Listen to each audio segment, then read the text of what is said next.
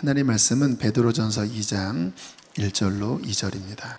그러므로 모든 악독과 모든 기만과 외식과 시기와 모든 비방하는 말을 버리고 갓난아기들 같이 순전하고 신령한 젖을 사모하라. 이는 그로 말미암아 너희로 구원에 이르도록 자라게 하려 함이라. 아멘. 목사님 목회 왜 하세요? 라고 물어보면 전 두 가지입니다. 여러분을 구원하길 원하고 또 여러분의 신앙이 성경적으로 자라나게 하기를 원하는 마음에서 목회합니다. 이 세상에 구원보다 더 가치 있는 것은 없어요. 영원한 운명을 좌우하는 것이기 때문에. 우리가 집 한 채를 산다고 해도 그냥 사지 않지요. 등기부등본 띄워보고 계약서 꼼꼼하게 살펴보고 그리고 또 뭐 문제가 있지 않나 두루두루 알아보고 집 한 채를 삽니다. 재산권에 달린 문제니까요. 제가 이 구원에 대해서, 신앙에 대해서 왜 다시 점검하고 또 어떤 면에서는 여러분이 알고 있는 구원에 대하여 왜 흔드는지 아세요? 어떤 분들은 저의 설교를 듣고 좀 헷갈린 분들이 계실 거예요. 좀 이상하다. 내가 그 전에 배우기는 구원의 확신만 가지면 된다고 했는데, 그 확신이 흔들리면 안 된다고 했는데, 여러분, 집 한 채 사는 것도 남 얘기 듣고 사지 않습니다. 우리들이 분명하게 근거 자료를 떼어서 내가 생각하기에 또 모든 조건에 문제가 없는 것을 확인하고 집 한 채를 사요. 그렇죠? 우리의 영원한 구원에 달린 문제를 여러분 성경적으로 점검해 보셨나요? 그냥 내가 예전에 교회 다닐 때 그렇다더라 라고 하는 것을 막연하게 붙잡으시면 안 돼요. 역사상 그러한 오류에 빠졌던 시대가 얼마나 많게요. 구약 시대도 그렇고 예수님 당시에도 그렇고 또 기독교 역사에도 그 시대가 이야기했던 구원에 관한 가르침이, 하나님에 대한 가르침이 성경에서 위배됐기 때문에 하나님께서 책망하시고 돌이키라고 외쳤던 시대가 제가 보기에는 90%입니다. 이 중요한 구원의 문제에 대해서 여기 서 있는 저나 여러분들은 분명하게 살펴보셔야 합니다. 성경 안에서 내가 제대로 믿고 있는지. 여러분들이 얘기만 듣지 마시고 직접 한번 성경을 들춰보셔서 과연 성경에서 말씀하시는 리얼이 뭔지에 대하여 여러분들이 답을 얻으셔야 돼요.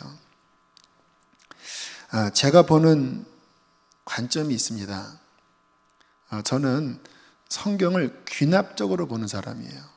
그 귀납법과 연역법이 있는데, 연역법은 뭐냐면 주제를 이미 정해놓고 그 주제에 맞는 자료들을 찾는 겁니다.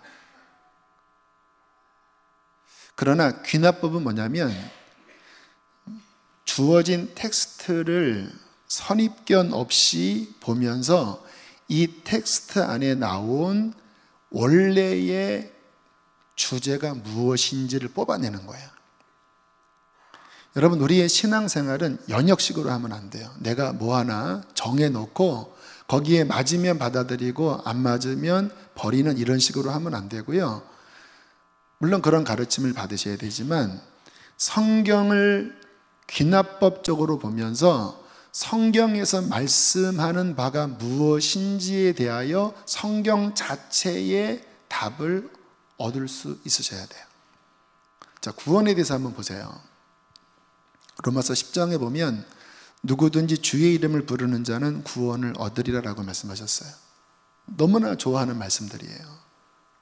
그러나 마태복음 7장에는 나더러 주여 주여 하는 자마다 천국에 갈 수 없다고 말씀하셨어요. 그러면 이 둘의 서로 상반된 이 말씀을 어떻게 조화롭게 이해하죠? 성경은 행위로 구원받는 게 아니라 믿음으로 구원받는다고 말씀하세요. 우리가 너무나 많이 이해하는 개신교의 이신칭의 믿음에 의하여 의를 얻는다. 성경에 근거한 말씀이지요. 그런데 야고보서에 보면 행함이 없는 믿음은 죽은 믿음이라고 이야기를 해요.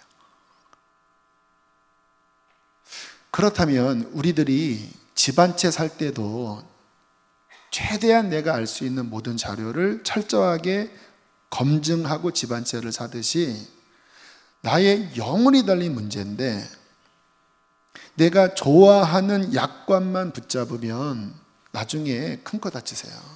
여러분 보험 들고 주로 불리한 조항은 조그맣게 써놨잖아요.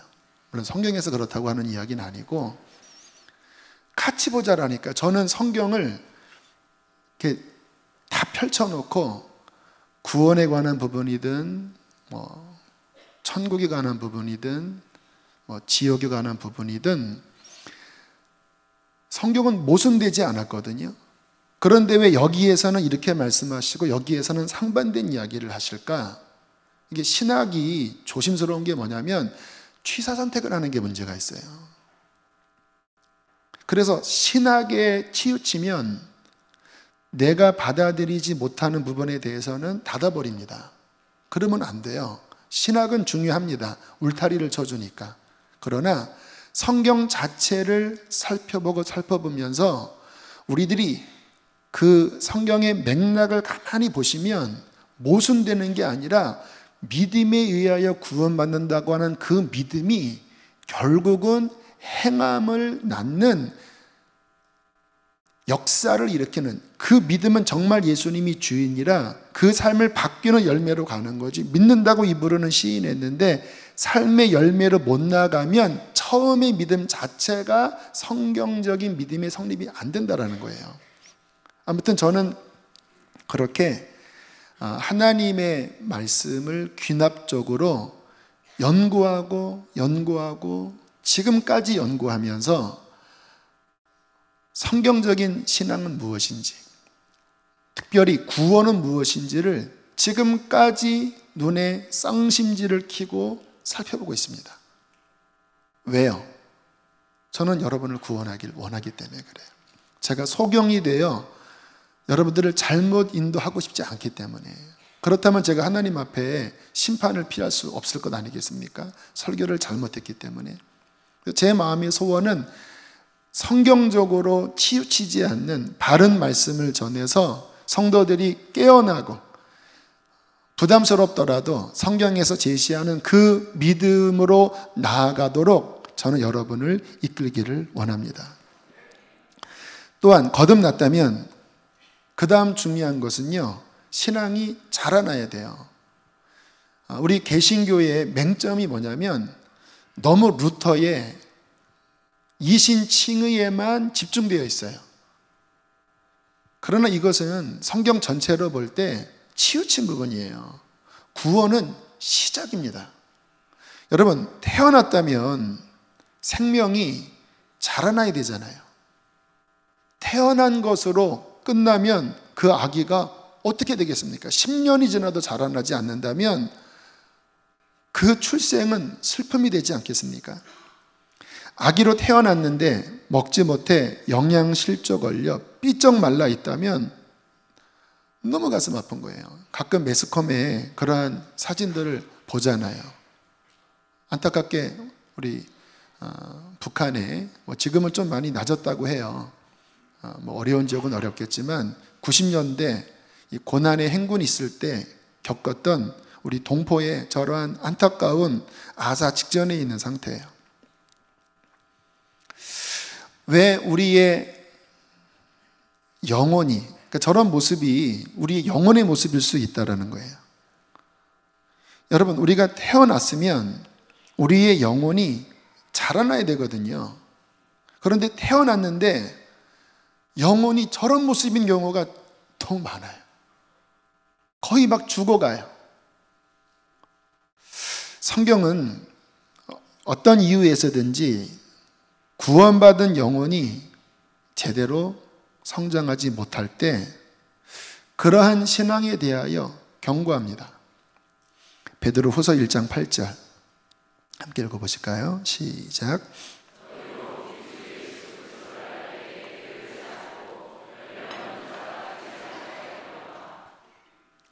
게으르지 말라라고 말씀하면서 구원받은 너희들이 열매 없는 자로 끝날까 걱정된다 라고 경고하는 서신이 베드로후서입니다. 베드로후서는 베드로가 이제 죽기 전에 쓴 편지거든요. 근데 그 마지막의 당부가 뭐냐면 복음을 받았던 너희들이 영적으로 게을러서 자라나지 못하고 메말라 비틀어져 있고 열매 없는 자가 될까 염려스럽다. 한번 베드로후서 한번 읽어보세요. 굉장히 우리에게 중요한 경고를 하고 있습니다. 뭐 그런 경우도 있더라고요. 어떤 분이 죽을 병에 걸렸다가 하나님께 기도해서 기적적으로 고쳐진 분이 있어요. 구원 받으신 거지요. 그런데 한 2달 정도 교회 나오고 다시 사업이 바쁘다고 교회를 안 나오는 거예요. 구원 받았는데 죽음에서 건져졌는데 2달 생명 유지하고 주일 성수도 안 하는 거예요. 나중에 재발돼서 참 안 좋게 인생을 마무리한 그런 이야기도 들었어요. 구원 받았는데 자라나지 않는 모습들. 히브리서 6장 7절로 8절에 또 이렇게 경고합니다. 제가 성경을 그러한 안목으로 지금 철저하게 보고 있거든요. 이 성경 후반부에 이러한 경고가 굉장히 많아요. 이 전반부에는 이 어떤 부흥에 대한 이야기인데 후반부에는 그 은혜를 받은 많은 거듭난 자들이 열매 맺지 못하는 것에 대한 경고가 그렇게 많더라고요. 한번 읽어보실까요? 시작.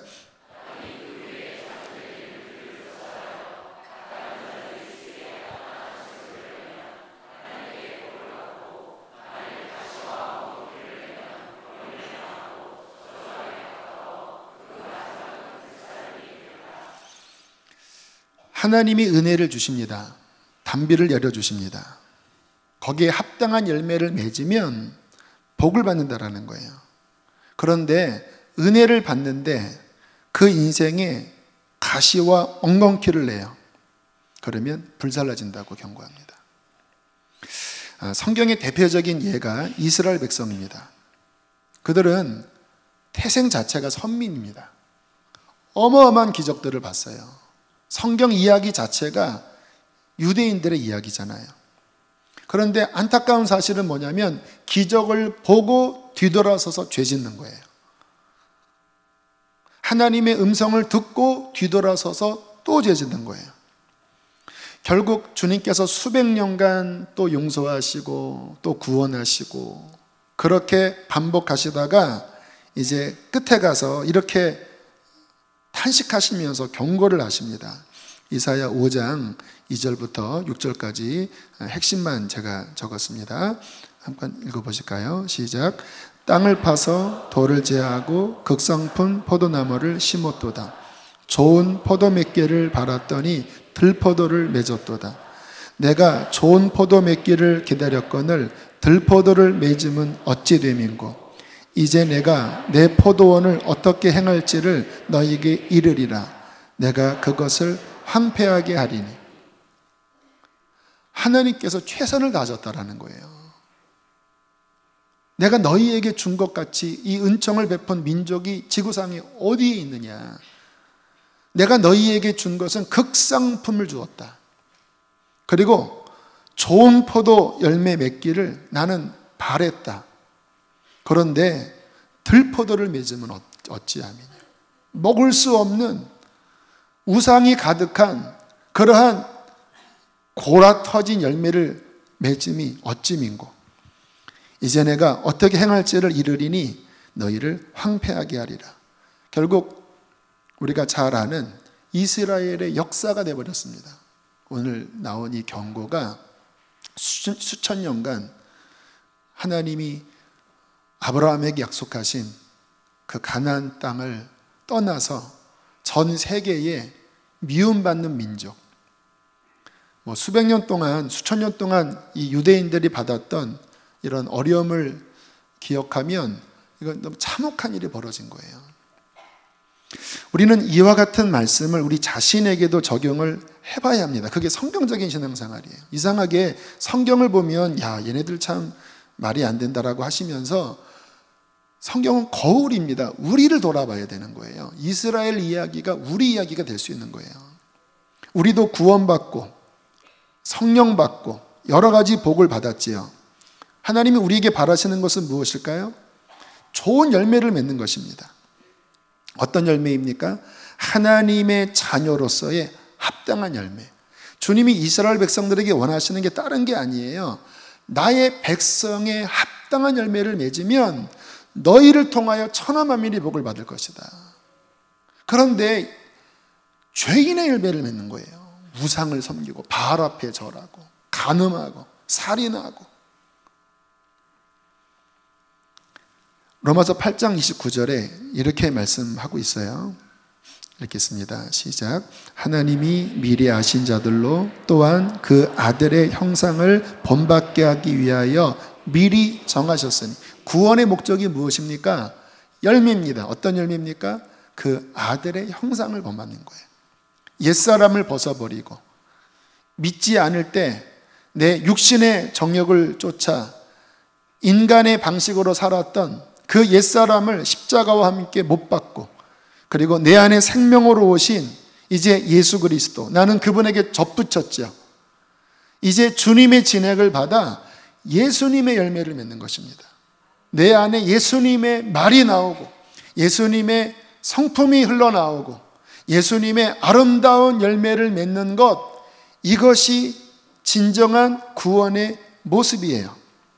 그렇게 살아가면 하나님께서는 그를 통하여 영광을 받으시겠다라는 거예요. 그리고 주님 나라 갈 때 천국에서 놀라운 상으로 갚아주시겠다라는 하는 거예요. 너희는 왕 같은 제사장이 될 것이라고. 이렇게 되려면 신앙이 자라나야 되거든요. 우리 옛사람을 자꾸 벗겨내야 합니다. 그런데 성령도 받고 교회를 수십 년 다녔는데 오늘날 이 현대교회 안에 무슨 이 의식이 있냐면 나의 옛사람 그대로 살아가는 것이 당연하다고 하는 의식이 있어요. 그래서 교회에서 싸우고 파당이 지어지고 어떤 그런 말을 제가 지난주에 들었습니다. 이 밖에 있는 양은 잃어버린 어린 양이고 교회에 있는 교인들은 집을 찾은 이리들이라고 이런 얘기들이 있어요. 하더니 교회에 어려움을 많이 겪으면서 나온 말일 거예요. 잃은 양, 집 찾은 이리들, 이런 이야기. 우리 교회는 그렇지 않으리라고 제가 믿고 싶다고 말씀을 드리고 싶습니다.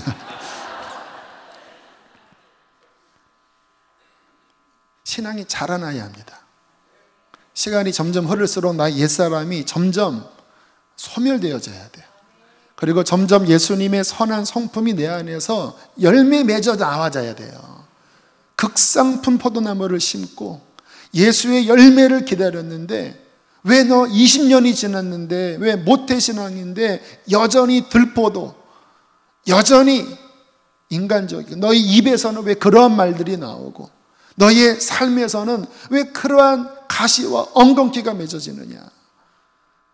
계속 그렇게 지나가면 그 마지막이 불살라질이라고 경고합니다. 놀라셔야 돼요. 성경을 보시면서 가슴이 찔리셔야 돼요. 왜요? 그래야 회개가 일어나고 그래야 하나님의 말씀을 쫓아가는 리얼 크리스찬의 신앙이 될 수 있기 때문입니다. 자, 어떻게 우리의 믿음이 자랄 수 있을까요? 오늘 본문이 그것을 보여주고 있습니다. 우리 다시 한번 1절, 2절 함께 읽겠습니다. 시작.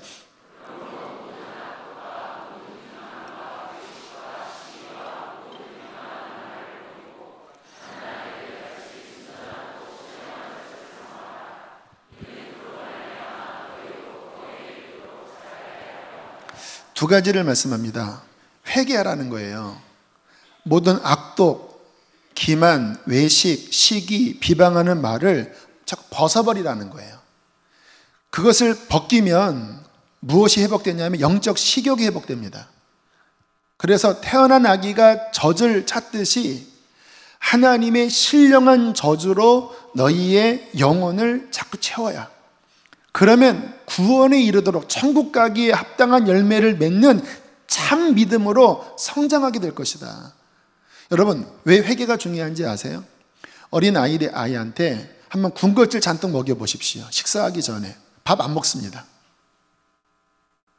우리가 이 육신의 죄 가운데 거하잖아요. 말씀이 안 먹혀요. 설교가 안 들어와요. 아마 여기 계신 분들 어느 때는 말씀이 그렇게 달았는데 어느 때부터 말씀이 안 먹혀요. 성경이 안 읽혀지고 설교가 안 들어와요. 물론 여러 이유가 있겠죠. 제가 설교를 잘 못하기 때문에 안 들릴 수도 있겠죠. 그것도 가능합니다. 또 하나 이유는요, 내가 군것질을 먹은 거예요. 내가 영적으로 죄 가운데 거하는 거예요. 그런 말씀이 안 들어옵니다. 영적으로 병이 들어가는 거죠. 그래서 신앙생활에 정말 중요한 것은 계속 벗겨내는 것을 해야 합니다. 아, 내가 또 이런 부분에 죄가 있구나. 또 회개하고, 또 회개하면 회개할수록 내 안에 영적 식욕이 회복돼요. 그러면 그 회복된 나의 영혼의 갈망으로 순전하고 신령한 젖을 사모하여 빨아서 먹으라는 거예요. 여러분, 아기들이 젖 먹는 모습 본 적이 있을 거예요. 참 신기합니다. 태어나자마자 한 번도 빨아본 적이 없는데, 한 번도 이 기도를 사용한 적이 없어요. 뱃속에서는 이 탯줄을 통해서 영양이 공급받지 그냥 뱃속에서는 아무것도 먹어본 적이 없어요. 근데 참 본능이라는 게 신기하죠. 딱 탯줄이 잘라지고 그 다음에 엄마 딱 젖을 물면요, 나오지도 않는 그 젖을 막 열심히 빨아댑니다. 하나님의 말씀을 그렇게 사모하라. 말씀은 너희 영혼의 젖이다. 제가 한번 인터넷에 그 아기의 그 수유량을 한번 찾아봤습니다. 놀라실 거예요. 2주 된 아이가 1회 수유량이 60에서 80ml, 하루에 8번에서 10번, 1일 횟수에 10번, 총 리터는 500에서 600리터. 갓난 아기가 한 번 먹을 때마다 제 기억으로는 한 10분 이상 먹는 것 같아요. 3주에서 4주 100에서 120 한 번 먹고 하루에 8번 먹고 720 쭉쭉 넘어가서 6개월이 되면 1회 수유량이 240ml, 우유 한 팩 더 먹습니다. 그리고 하루에 4에서 5회, 그리고 하루에 1리터에서 1.3리터를 먹어요. 6개월 된 아이가. 그 먹는 시간을 따져보면 아마 1시간 이상 먹을 거예요. 그렇게 해서 아이들이 성장하는 거예요. 질문하겠습니다. 여러분, 아기들 젖 먹는 만큼 말씀 보시나요? 거듭나신 분들에게 말씀드려요. 오늘 성경에 갓난 아기들처럼 순전하고 신령한 젖을 사모하라고 한 이 말씀은 은유가 아닙니다. 영혼이 거듭나면 태어나거든요. 또 이 태어난 영은 말씀을 사모합니다. 순전한 말씀. 그래서 하나님 말씀이 당겨요. 그것을 어린 아기, 이 육신에 태어난 아기가 먹는 양만큼 먹어주면요, 정말 5년 만에 엄청난 신앙의 청년이 됩니다. 5년이 아니라 3년만 가면 풍성한 열매를 맺는 하나님의 나라의 일꾼이 돼요. 정상적으로만 먹으면. 초대교회는요, 그렇게 신앙생활을 했다고 그래요. 믿는 지 3년만 되면 강한 용사가 됐습니다. 그래서 막 세상을 흔들었잖아요. 왜요? 그들은 하나님의 말씀을 그렇게 열심히 먹었어요. 근데 오늘날 이 신앙 양태에 문제가 있습니다. 일주일에 한 번, 그것도 담임 목사가 가공한 한 40분가량의 말씀으로 영적 생활을 버티려고 하세요. 그러니까 아사직전이죠.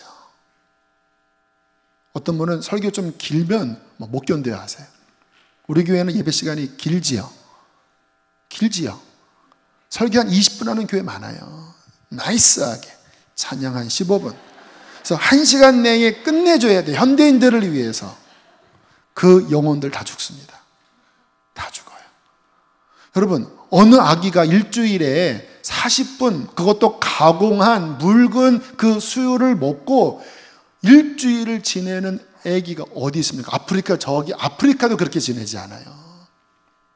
근데 오늘날에는 그걸로 연명하려고 해요. 그러니까 다 삐짝 말라 있고, 육신을 벗기는 게 아니라 영혼이 그냥 죽어가고 여전히 옛 모습으로 살아가니까 교회가 이 모양 이 꼴이고 이 세상에서 손가락질을 당하지요. 왜 맨날 싸우냐? 왜 교회가 맨날 그 모양이냐? 당연하지요. 순전하고 신령한 젖을 교인들이 안 드세요. 얼마나 신앙 수준이 낮는지 아기들보다도 못해. 아기들 젖 먹는 것에 10분의 1도 안 드세요. 10분의 1도. 어떻게 교회 다니면서 성경 통독 한 번도 안 하고 어떻게 집사님이 되시고 어떻게 권사님이 되십니까? 말도 안 되는 일이 벌어진다라니까요. 여러분, 밥 드시죠? 보통 하루에 3끼, 요즘은 좀 건강을 위해서 2끼 드십니다. 한 번 드실 때마다 그 양 어느 정도인지 아세요? 그거 드시려고 하루에 어느 정도 시간 소요되는지 아세요? 그만큼 성경 보시나요? 하루에 30분도 못 읽는 분이 많아요. 30분 정도 읽으면 그나마 그분은 아사직전은 아닙니다. 그래도 어느 정도 이렇게 걸어 다니는 정도는 돼. 교사도 하시고. 그런데 그 정도도 안 읽으세요. 성경은 안 읽으세요. 성경을. 안타까운 현실입니다. 저는 우리 성도들이 정말 거듭났다면 말씀을 가까이 하는 성도가 되기를 간절히 바라요. 왜냐하면 그것이 우리의 신앙생활에 절대적이기 때문에. 그렇게 말씀 없으면 이상한 모습이 된 거예요. 거듭나서 생명은 얻었는데 그 생명을 유지할 밥이 없는 거예요. 그러니까 태어나 놓고 완전히 기아가 돼버리니 어떻게 하나님의 영광을 드러낼 수가 있겠습니까? 근데 그렇게 신앙생활 하면서도 그게 너무나 자연스러운 시대가 되어버렸다니까요. 하나님의 말씀 위에 선 신앙이 참 신앙입니다. 거듭났다면 하나님의 말씀을 어린 아기 젖 먹듯이 드십시오. 여러분, 식사하는 것의 3분의 1만큼만 드셔보십시오. 이 말씀이 우리의 영혼을 어떻게 변화시키는지 한번 경험을 해보세요. 저는 이 말씀을 통하여 엄청난 유익을 지금까지 얻고 있어요. 지금 제가 이 설교할 때 막 안타깝고 막 힘있게 전하잖아요. 평상시 말하면 이렇게 말하지 않아요. 힘이 없습니다. 네, 그래서 그냥 바깥에서 저를 만나면 목사님 어디 편찮으신가? 아니면 이렇게 힘이 없지. 저 원래 힘이 없는 사람이에요. 그런데 말씀을 채우잖아요. 그러면 영적으로는 막 힘이 나요. 지난주에 창세기, 출애굽기, 레위기, 민수기, 신명기, 여호수아까지 읽었어요. 한 주 동안. 그 성경 보면서 무엇이 참신앙인지, 하나님의 도가 무엇인지 5가지 유익에 대한 말씀을 잠깐 드립니다. 말씀을 읽으니까요, 가야 할 길을 알겠더라고요. 시편 119편 105절 읽겠습니다. 시작. 인생을 살면서 길을 안다고 하는 것은 엄청난 축복입니다. 이 세상에 표지판이 별로 없잖아요. 이 세상에 여기서는 뭐라고 하고 여기서는 뭐라고 하고. 근데 그게 망하는 길일 수도 있잖아요. 근데 말씀을 보면 하나님이 우리의 인생의 바른 길을 가르쳐 주세요. 2번째, 평안입니다. 하나님의 말씀의 길로 갈 때 안정이 되더라고요. 저는 예전에 이 원리를 잘 이해를 못했는데 이제는 이해를 해요. 하나님의 말씀이 곧 하나님의 창조의 원리입니다. 그래서 뭐든지 이러한 기계 하나라도요, 매뉴얼이 있지요. 그 매뉴얼은 뭐냐면 이 기계를 설계하고 만든 사람이 무슨 목적으로 만든 목적이 있고 어떻게 사용해야 최적화가 되는지를 만든 사람은 알아요. 그래서 매뉴얼은 뭐냐면 이렇게 사용하면 망가집니다. 이렇게 사용하면 비효율적입니다. 그러나 이렇게 사용하면 당신은 이 기계의 최대치의 성능을 볼 수 있습니다. 그게 매뉴얼이에요. 하나님 말씀은 하나님의 창조 매뉴얼입니다. 그래서 말씀이 가르치는 바가 어떤 부분은 좀 부담스럽고 힘들잖아요. 또 이 시대와 안 맞을 수 있잖아요. 왜 교회에서는 자꾸 동성애 왜 이 시대에 뒤떨어지게 그런 거 반대하는 왜 그런 이야기를 하십니까? 성경에서 그런 거 하지 말라고 말씀하기 때문에 우리는 반대하는 거예요.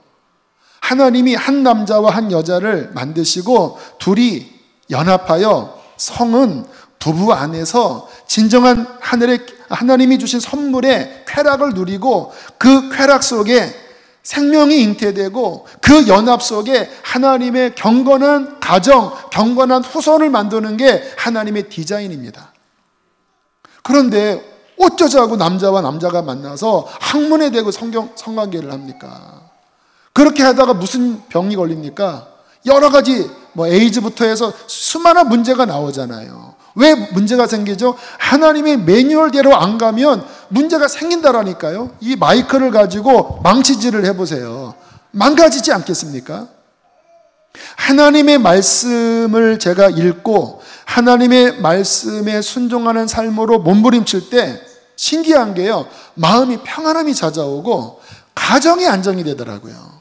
참 신기하죠? 저희 가정은 콩가루 가정이었거든요. 5명이 다 흩어져 있었어요.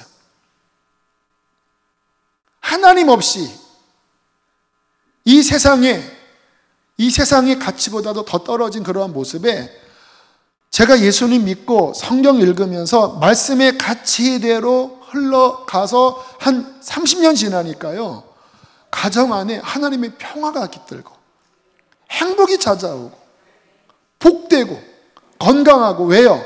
하나님 말씀 자체가 복이거든요. 얼마 전부터 제 마음에 좀 걸리는 일이 하나 있었어요. 제가 오래전부터 어릴 때부터 알고 지냈던 분을 좀 찾아뵈야 한다고 하는 부담이 있었습니다. 제가 연락을 좀 못했습니다. 서운해 한다고 하는 이야기를 듣고 제 마음이 좀 부담스러웠어요. 왜냐하면 모르겠습니다. 저분이 서운해 하는데 만나는 게 더 부담스럽다, 이런 마음이 들더라고요. 그런데 제 마음 깊은 곳에서 만나라. 은혜를 갚아야 되지 않나. 너가 은혜 받은 게 있는데 서운해하면 안 되지. 근데 사람이 감정이라는 게 한번 이렇게 뭔가 좀 멀어지면 쉽지 않잖아요. 기도했습니다. 하나님 힘 주십시오. 하나님 힘 주십시오. 그리고 지난 주일에 이제 모든 회의 마치고 이제 저희 가족이 함께 비 오는데 이제 찾아뵈었어요. 그리고 그분이 좀 몸이 안 좋은 가운데 있어서 이제 어느 정도 재정을 그분에게 흘려 보내드리고 그리고 기도도 해드리고 이렇게 나왔습니다. 근데 제 마음이 너무나 평안한 거예요. 왜냐하면 제 마음 깊은 곳에 말씀이 하나 떠오른 게 있었거든요. 배반하지 말아라. 은혜를 받았을 때 배반하지 말아라. 하나님의 사람은 하나님 앞에서뿐만 아니라 인간에게도 은혜를 받을 때 배반하면 안 된다. 죄는 뭐냐? 배반하는 거다. 목사님 배반자인가요? 근데 사람이 살다 보면 그러한 마음이 들 때가 왜 없습니까? 그것 때문에 인간관계가 어렵잖아요. 그런데 하나님의 그 말씀이 제 마음 깊은 곳에 근심을 준 거예요. 그리고 도와달라고, 내 감정의 어떠한 부분을 이기게 해달라고 기도한 거예요. 그리고 순종했을 때 얼마나 마음이 평안한지. 또 하나님께서 그 모습 보시고 별거 아니지만 그래도 잘했다. 그래, 그렇게 살아야 돼. 이렇게 인정하시지 않을까라는 생각이 드는 거예요. 여러분, 하나님 말씀대로 사는 것이 복입니다. 하나님 말씀 안에 들어가면 들어갈수록 여러분의 마음이 평안해질 거예요. 왜 신앙생활이 중요하냐면 이 말씀대로 우리의 가정과 이 국가가 서잖아요. 그러면 저절로 하나님의 복이 임하게 되어 있어요. 어쩔 수 없어요. 여러분, 우리 교회가 7년, 이제 한 달 빠진 7년이거든요. 정확하게. 근데 우리 교회가 왜 하나님의 은혜 가운데 생기가 있는지 아세요? 제가 그렇게 목회를 하는 거예요. 부족하지만 성경에서 말씀하신 귀납법적 가치관을 가지고 복음, 성령, 예수를 닮아가는 훈련, 선교 완성. 그게 성경의 핵심적인 가치거든요. 그 가치의 기둥, 여러분들은 잘 모르시죠? 제가 계속 기둥들을 계속 더 보완하고 있는 거예요. 왜 여름에 우리 교회 인원 늘리는 것도 중요한데 왜 나가라고 합니까? 선교 나가면 한 100명씩 인원이 떨어진다라니까요. 근데 왜 나가라고 하는지 아세요? 성경적 가치관대로 목회를 하면 하나님께서 그곳에 복을 주신다라니까요. 여러분의 가정이 성경적 가치관 위에 서잖아요. 하나님이 복을 주신다라니까요. 여러분의 인생이 성경적 가치관 위에 서잖아요. 그러면 외부의 성공을 떠나서 이 마음 안에 하나님의 천국이 임해요. 그게 성공하는 인생 아닙니까? 청와대에 들어가면 뭐예요? 정치적으로 뭐 국회의원이 되면 뭐예요? 이 마음이 분노와 시기와 모든 것으로 가득하면 죽고 싶은 거 아닙니까? 진정한 복은 하나님의 말씀 안에 거하여 평안이 임하는 것입니다. 세 번째, 기쁨이에요. 여러분 성경을 보면서 말씀을 깨닫잖아요. 그러면 희열이 느껴집니다. 시편 119편 103절 시작.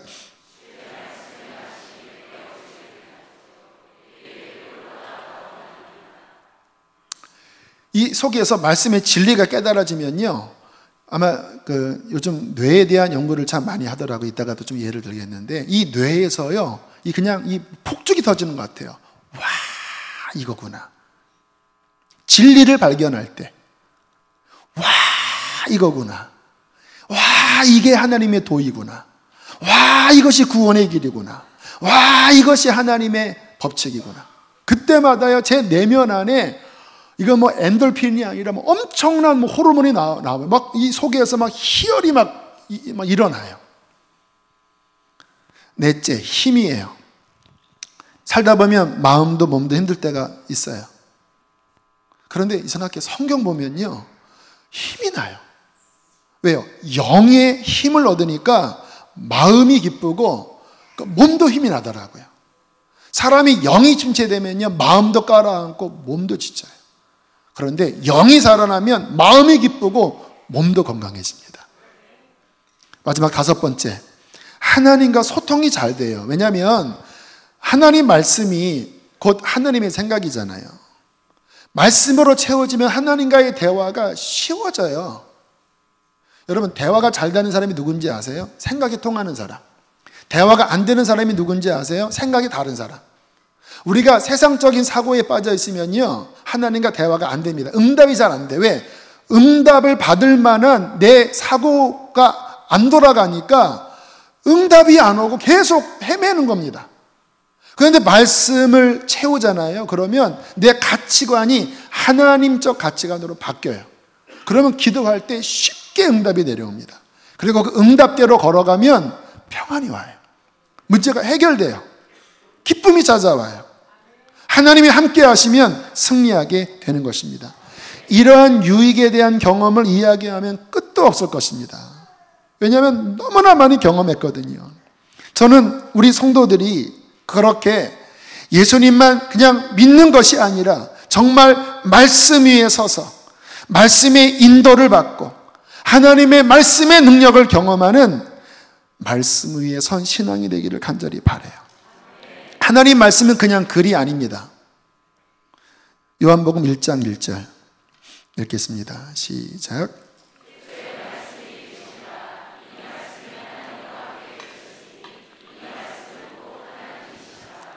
성경책이 하나님이 아니라 성경 안에 있는 진리가 곧 하나님이세요. 진리가 하나님이세요. 그래서 성경을 깊이 보다가 하나님 만나는 경우가 굉장히 많습니다. 성경 보다가 하나님 만나지는 거예요. 그리고 성경 보다가 병 고침 받는 사람도 많아요. 왜요? 말씀이 능력이니까. 삶의 문제 속에서 헤매고 신음하고 번뇌했던 사람이 말씀 한 절로 한 방에 해결되는 경우도 엄청 많아요. 왜요? 말씀이 빛이기 때문에. 아까 뇌과학 이야기했는데요. 뇌과학자인 캐롤라인 리프 박사가 뇌를 연구하면서 놀라운 것을 발견했어요. 이 뇌가요, 서로 신경이 시냅스로 연결돼서 이 나무가 이 가지를 쫙 뻗어 나가듯이 그렇게 이 뇌의 이 시냅스를 통해서 이 뇌가 형성이 된대요. 구조 자체가. 그런데 이 성경에서 하지 말라고 하는 짓들을 하잖아요. 뭐 알코올 중독에 빠지고 게임 중독, 뭐 포르노 중독, 또 막 폭력, 이렇게 죄 가운데 살아가면 이 뇌의 이 시냅스가 이 뭐라고 해요? 가시나무가 이게 막 시커멓게 이렇게 늘어나듯이 그렇게 돼버린대요. 그리고 뇌에 좋은 어떤 뭐 전두엽의 피질이 막 얇아지고, 그리고 어떤 기능들이 서로 혼선을 일으키면서 문제가 생긴대요. 요즘 그런 중독에 빠진 사람들 뇌를 보면 뇌가 짐승처럼 바뀐다잖아요. 본능적으로 바뀌고. 그래서 자녀를 키우는 엄마가 게임 중독 빠졌는데 아기가 막 우니까 그냥 막 숨막혀 죽이는 그런 보도 가끔 보죠. 그게 뇌에 문제가 생기는 거예요. 뇌가 망가진다고 합니다. 실제적으로. 이분이 신실한 크리스찬인데 말씀의 능력을 경험했대요. 그러한 사람들에게 몇 주 동안 하나님의 말씀 테라피를 한 거예요. 성경을 읽히고 암송하게 하고 그 말씀 프로그램을 마치 치유하는 프로그램처럼 이렇게 돌렸는데 한 5주, 6주, 7주 지나니까요, 이 뇌의 시냅스가 아름답게 바뀌더래요. 마치 이렇게 푸르른 나무가 울창하게 그 아름다운 모습처럼 이렇게 바뀌면서 얇아졌던 전두엽 피질이 다시 두꺼워지고, 그리고 이렇게 뭔가 혼선이 일어났던 것들이 회복이 되면서 건강이 회복되더래요. 중독에 빠진 청소년들이 이 말씀 테라피를 하면서 중독에서 벗어나더래요. 무슨 현상이지요? 하나님의 말씀은 능력입니다. 하나님의 말씀이 우리 안에 채워지면 그 하나님의 생명력이 우리의 뇌와 우리의 몸과 우리의 마음과 우리의 영혼을 다스리는 거예요. 여러분, 성경에서 강조하는 게 뭔지 아세요? 제가 지난주에 여호수아까지 쭉 읽으면서 또 분명하게 발견했어요. 성경에서 강조하는 건 뭐냐면요, 말씀대로 살라예요. 왜 하나님이 이스라엘을 구원했습니까? 가나안 주는 게 목적이 아니라니까요. 이제 너희는 나의 계명을 지키고 나의 율례를 준행하여 나의 거룩한 백성이 되라. 그러면 너희는 내게 제사장 민족이 되겠고 너희 민족으로 말미암아 천하 만민이 복을 얻을 것이다. 이게 주님의 계획은 건지는 게 목적이 아니라 하나님의 말씀대로 사는 백성을 만드는 거예요. 하나님의 말씀대로 살면 하나님의 창조의 원형인 그 복된 하나님의 형상대로 입은 그 복된 존재로 영광을 드러내지만, 말씀에서 벗어나면 저주가 임하는 거예요. 신명기 28장 15절 함께 읽겠습니다. 시작.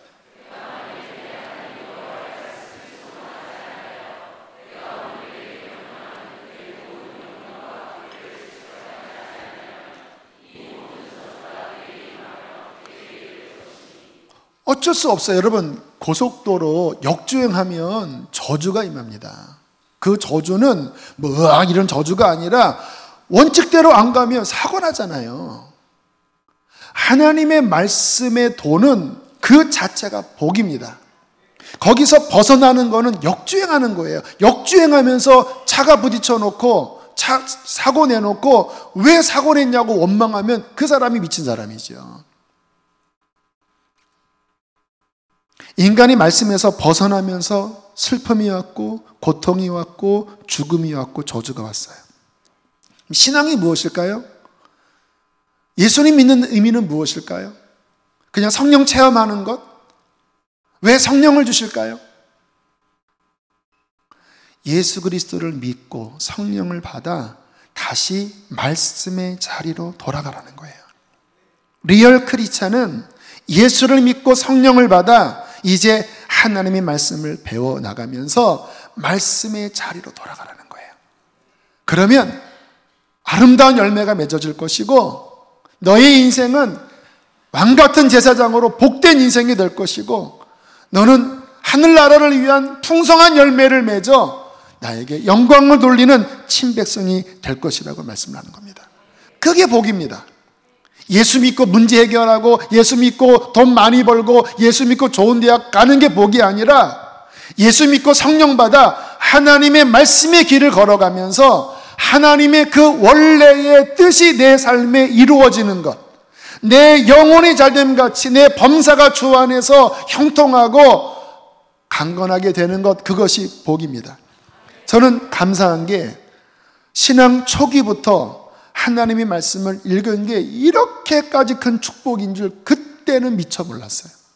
정말 그때는 몰랐어요. 처음에는 성경 읽을 때 무슨 의미인지 몰랐습니다.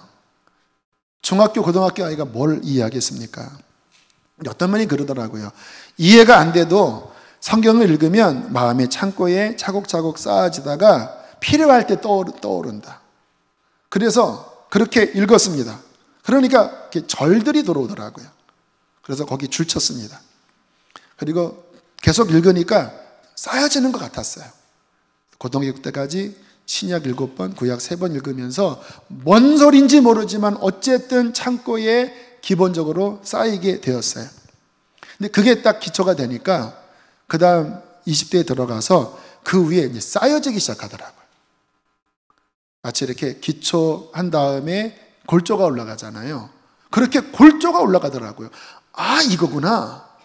아, 이거구나. 지금 30년째 그렇게 하고 있어요. 20살 때부터 지금 30년까지 아, 이거구나. 저 고민했을 때마다 구원은 무엇이지?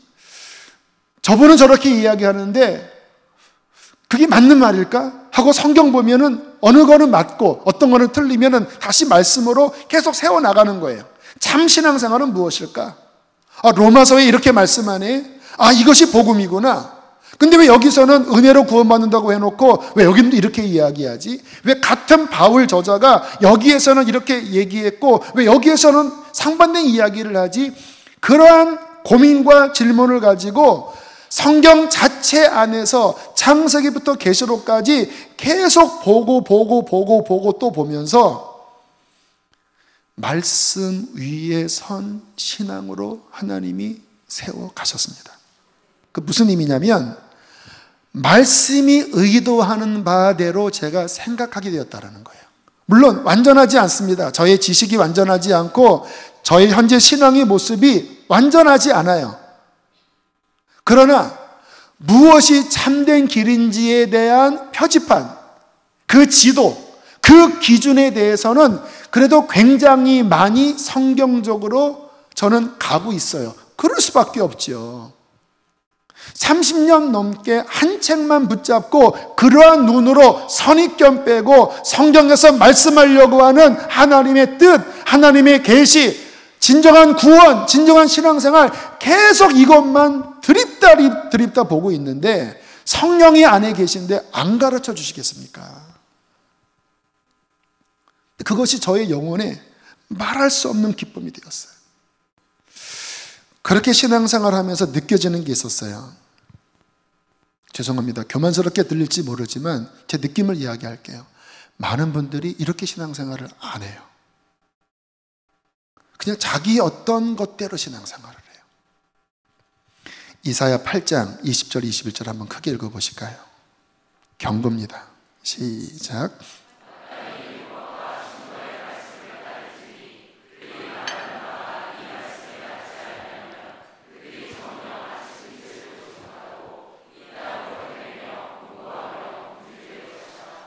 10초만 계속 보세요.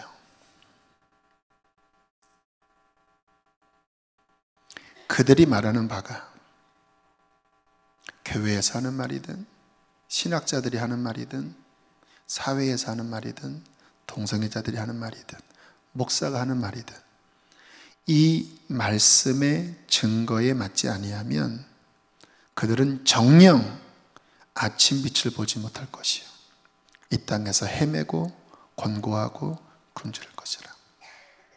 뭐에 맞지 아니하면 말씀의 증거에 하나님의 그 뜻과 맞지 아니하면.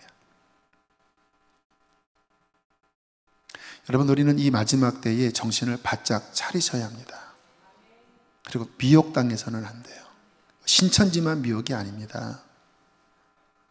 우리가 신앙생활을 하면서 무엇이 하나님의 진리인지에 대하여 목마르십시오. 갓난 아기들처럼 빨아먹으세요. 빨아먹으세요. 아기들 먹는 거에 절반 정도만 제발 드세요. 하나님의 말씀이 우리 안에 채워지고 그 말씀 위에 우리의 세포조직이, 우리의 뼈가, 우리의 심장이, 우리의 눈이, 우리의 혓바닥이, 우리의 모든 기관이 하나님의 말씀으로 채워지기 시작할 때 하나님을 위한 아름다운 열매가 우리의 신앙생활에 맺어지게 될 거예요. 제가 바라는 거는 제발 그러한 열매를 무럭무럭 주렁주렁 매달려 살다가 주님 나라 가자라는 것입니다. 왜? 그게 리얼이니까. 주님이 그것을 위하여 이 땅에 오신 것 아닙니까? 말씀을 여기서 마치겠습니다. 함께 우리 찬양하고 기도하겠습니다.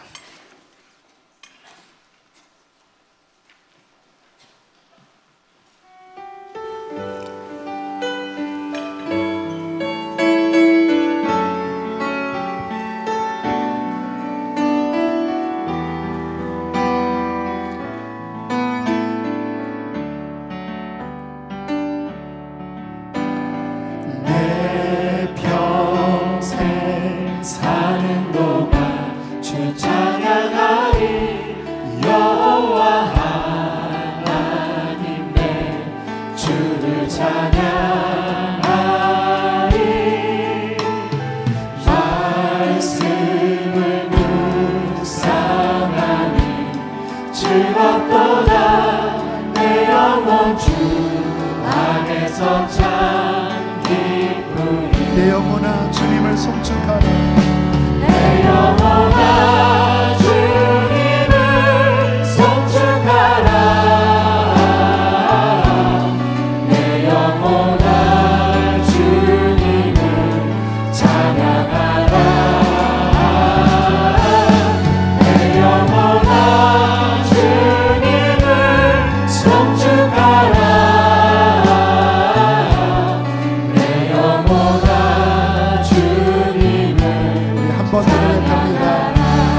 내 평생 사는 동안, 내 평생 사는 동안 주 찬양하리.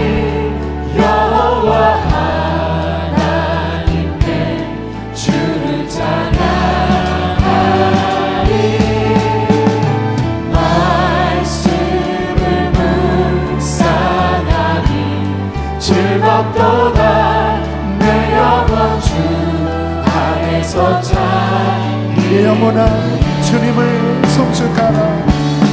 내 영혼아 주님을 송축하라. 내 영혼아 주님을 이번에 우리 가사를 바꿉시다. 내 영혼아 말씀을 송축하라. 내 영혼아 말씀을 송축하라.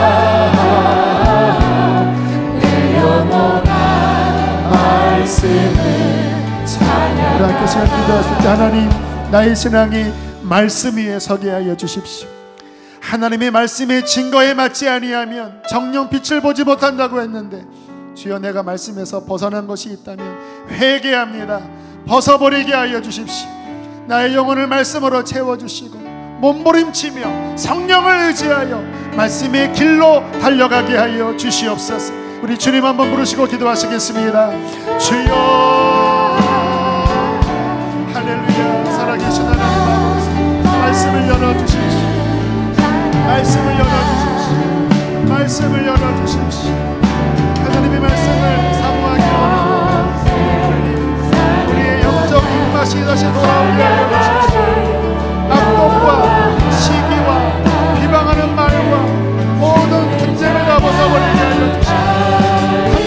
같이 순전하고 신령한 것을 다 벗어버리게 하여 주시고 회개하세요. 기만을 벗어버려야 합니다.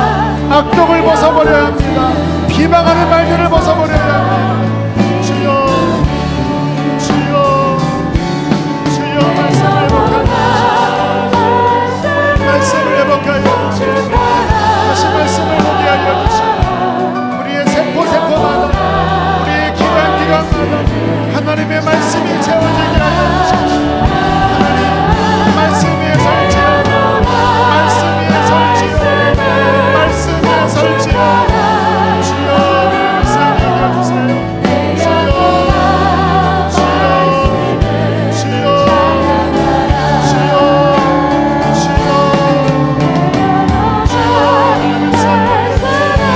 말씀을 회복할지어다. 말씀을 회복할지어다. 말씀을 회복할지어다.